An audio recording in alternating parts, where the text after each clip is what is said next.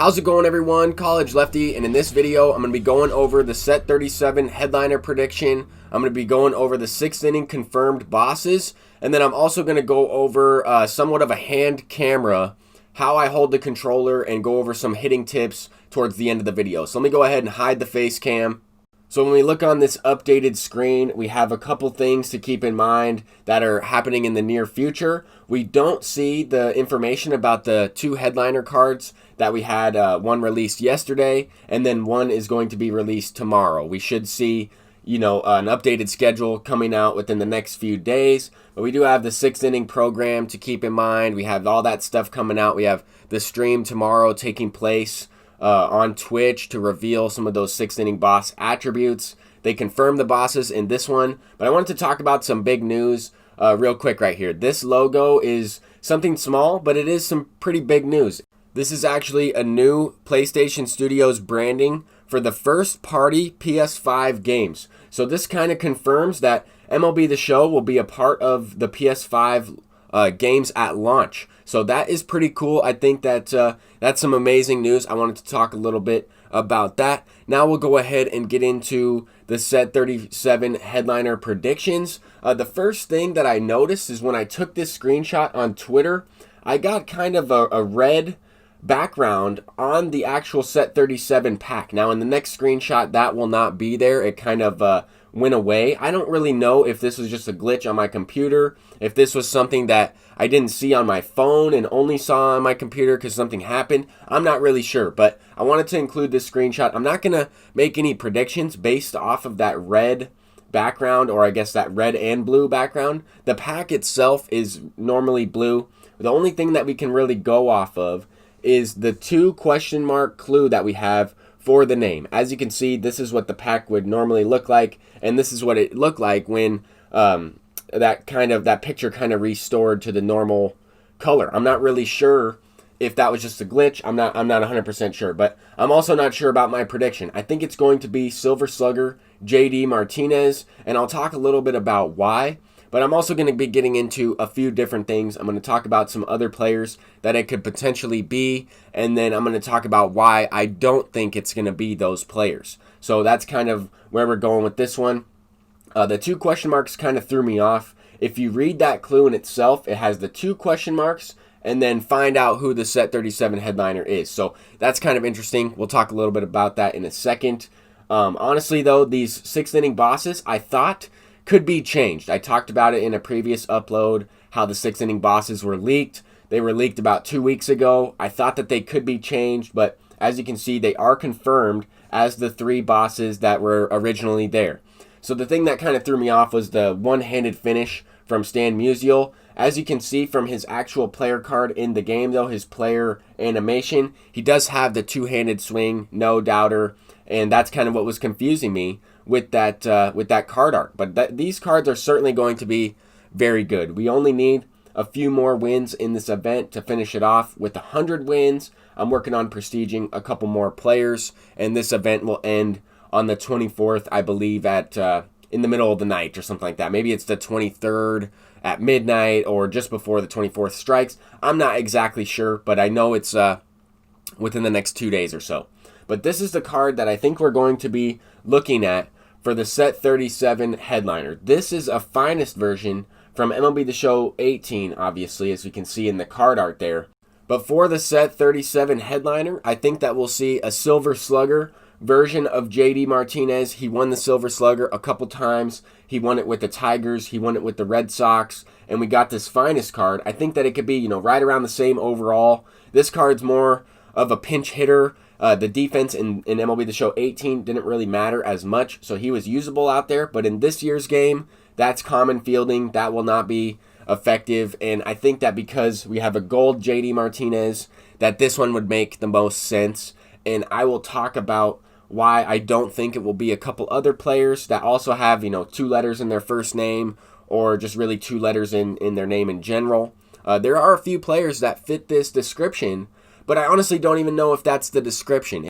Like, for example, it could be an abbreviated name for maybe like Justin Verlander, JV, or It could be like Chris Bryant, KB. Obviously, Chris Bryant already has a headliner card, but those are just types of things that I was kind of thinking about when I'm making this prediction. Like, is it going to be an abbreviated nickname or something like that? If you take a look at the clue, if Yu Darvish didn't have a card already, if he didn't have this prime card, I would think for sure that it's Yu Darvish, because the clue kind of says, you know, the 2 question marks, which could say you find out who the set 37 headliner is tomorrow. So it kind of fills in the sentence, but that's not going to be the case because we already have that Yu Darvish. I don't think it's going to be Al Kaline. Obviously, he has the stage 3 card. There's a couple guys with 2 letters in their first name that it will most likely, you know, won't be at all. Joe Adell's another one on this actual screenshot that we can see. Al Kaline won't be it.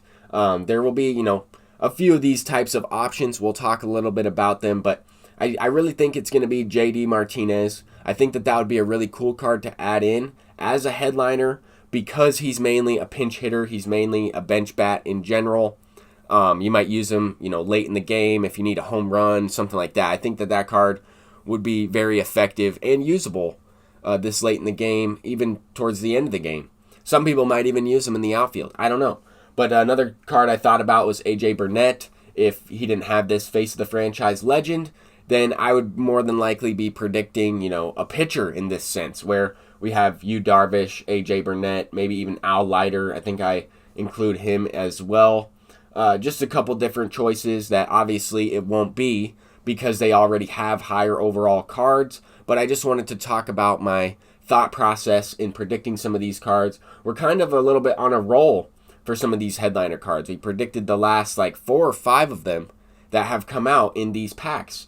So maybe I'm incorrect on this one. We're bound to be incorrect on one of these. But I think out of all the options, I think JD Martinez would be the one that the community would most likely want, as well as just another amazing power hitter to add in. If Cy Young wasn't already a headliner card, or he didn't already have this card, I think we might get, you know, maybe a Cy Young. That might be something interesting, but I don't think it will be Cy Young, obviously. The chances that Cy Young is included in a headliner again is very rare. I think that he'll most likely be included as a World Series reward or as a Battle Royale reward later on, maybe something like that to make him a little bit tougher to get, as you can get that 96 card. So anyway, I'm going to go ahead and get into custom practice. We're going to get into the hand cam right now. Okay, so as I do this, as I'm recording this hand cam, I am using a controller that's not even plugged in at the moment, but I still hold it the same way. I'm using this other blinking controller to record, but as you can see here, I'm holding the controller pretty normally, just have my thumb on the tip of this PCI or this left stick that moves the PCI, and when I like to wait for the pitch to be thrown, I kind of set it inside like this. I'm moving it a little bit to the right, and then as the pitch is coming in, if it's down the middle, then I'll move it a little bit back like that. Or if it's up and away, I'll move it up into the left, or low and away. I'll move it from like generally this area right here. I like to have it a little bit to the right just because that feels comfortable to me. So this is kind of hard to do because I'm talking and trying to do this at the same time with multiple controllers. But this is really all I'm doing. I'm just using this left stick to flick this a little bit and then track the PCI to the baseball. The reason why I'm not swinging the bat right now is because I'm just working on tracking the ball as I'm doing this. So sometimes when I move the PCI in a circle, I'm doing this to get my finger a little loose, and then that one I just took right down the middle. But basically what you really want to do is move the PCI a little bit inside like this, or whichever way feels most comfortable to you. It's all personal preference. I mean, I'm not using Control Freaks. This is the actual controller that is recording right now, and I mean, it's very easy. I just press the X button to swing. I keep my my hands loose, my fingers on the back of the controller, my 2 fingers ready to go for some of these triggers. If I were playing a different game, I might have my hands like this if I need all the triggers. But this is a pretty just basic, I call it a regular grip, just not too much movement with the left stick or the left thumb at all. And you just track the ball with the PCI. This is going to take a lot of practice as well. That's why I go into custom practice and do it in this way. But if the pitch is coming in and I'm trying to swing at that, I would move it like this and then down to the bottom left, but down and up, or just whichever way works best for you. I think that, you know, taking your hands off the controller, maybe having a towel. I have a towel right here that I use to kind of just wipe my hands off. But that is how I hold the controller, and that's going to do it for this video. I wanted to get that out there because it was a request from a lot of people in the comment section over on YouTube. But thank you all for watching, and peace out.